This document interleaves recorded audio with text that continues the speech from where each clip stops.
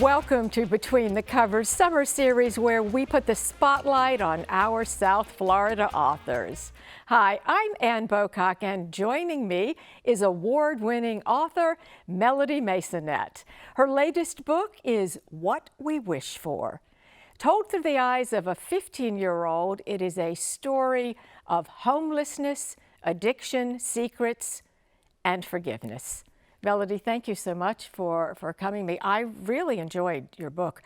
Not a typical YA book in my estimation.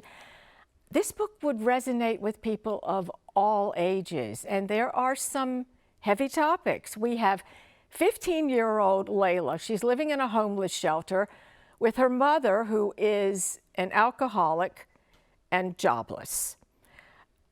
Tell me a little more. Well, the reason they're in the homeless shelter is because her mom, Shauna, can't seem to get her life together. And Leila is mortified by her circumstances. You know, at her high school, she tries to project this aura of, you know, I'm cool, I don't care what you think of me, but the fact is she does care very deeply, to the point that she's lying about her circumstances to everybody, including her best friend. So there's this growing rift between them. And then, you know, well, when the story begins, her mom is getting ready to pick up her 30-day sobriety chip, and Leila is scared. You know, she's scared that her mom won't stay sober. She's scared her mom will just keep screwing up. And then she gets everything that she thinks she has been wishing for, the title of the book, thus. And, you know, her mom goes into a very fancy addiction rehab, and Leila gets to move in with her very rich aunt and uncle, and they shower her with all kinds of material gifts. And Leila, like I said, she thinks all her dreams have come true, but things aren't always what they seem. Her mom is spiraling, but Leila kind of refuses to see it because she's caught up in being this new person that her aunt and uncle's wealth allows her to be. And meanwhile, her uncle, who she's living with, is kind of a pretty nasty guy. He's a pretty nasty guy. And her cousin Celeste, who she goes to the same high school with, and she's now living with, is, how do I put this nicely, an entitled snot. Yeah. So there are some challenges. That is a nice way of putting that. You have been very honest about your own journey to recovery. Is that the reason you wanted to write this book? It is the reason I wrote the book. I'm going to try not to cry as I say this because it's been very recent that I've outed myself. But I am an alcoholic in recovery. I've been in recovery for 18 years, but until very recently, I have not told anyone other than my close family and other people in recovery. And the reason I didn't tell anybody is because I was ashamed, and I still feel that stigma and that shame attached to it, especially when my son was little, you know, play dates. I didn't want the other moms, you know, can't go over to her house, you know. And there still is a lot. It's gotten better, but there's a lot of shame and stigma attached to it. But I told myself if I ever got this book published, that I wasn't going to shy away from whom I really am. You are a brave woman. You are, and thank you for writing this book. As I said, this will resonate. The title, as we talked about just a moment ago, suggests a cautionary tale, What We Wish For. Personally, I think it is a brilliant title. Did you come up with the title? I did, and I liked the play on, you know, the be careful what you wish for, but then keep wishing too, you know. Keep wishing is a wonderful mantra. Your writing about the homeless shelter particularly felt very authentic, and I'm curious, how do you research this kind of an environment? The environment felt real. It had its own community. There were standouts in that community, a couple of characters, James, Gabriel. How did you build that location into the book? I kind of got inspired to write the book. I was invited to the Broward Outreach Center to tell my recovery story at a meeting. And I told my story, and it seemed to be helping people. So I'm like, oh, it'd be kind of cool to volunteer here. So I am an English teacher, former English teacher. So I started volunteer teaching there about once a week, teaching pre-GED English classes.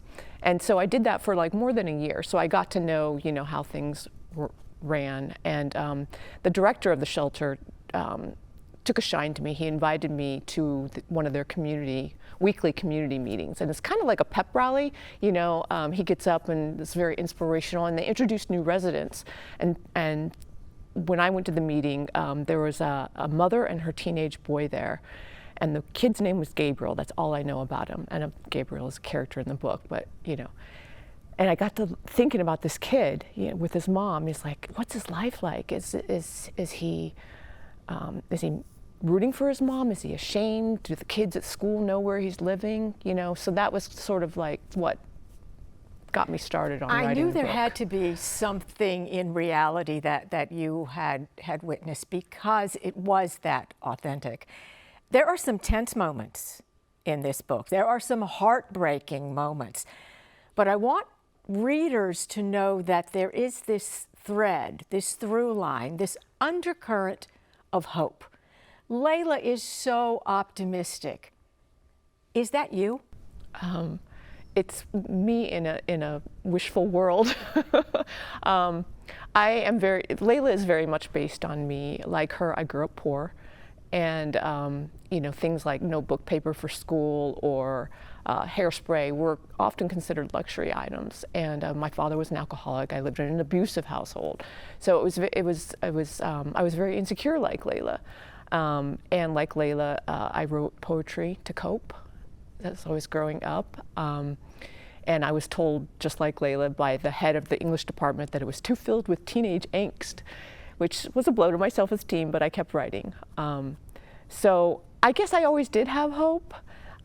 And I just want to say that alcoholism didn't come until later in my life, and it brought me to my knees. But I always had that hope that somehow, that somehow life would get better, and it did. And my life is amazing now.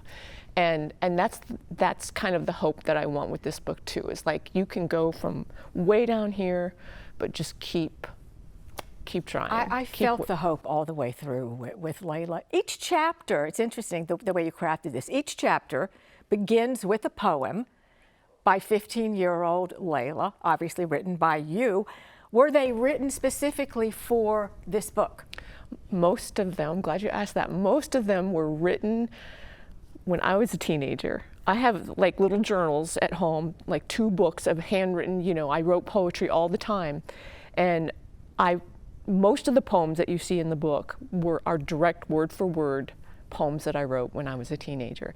Here and there, I would change a word to make it more applicable to what Leila was going through. And I'd say probably a quarter of them were ones that I wrote now, just because the piece of poem at the beginning of the chapter has something to do with what's going on in that chapter. And I couldn't always find something in my own poetry that fit that. So I'd write something new.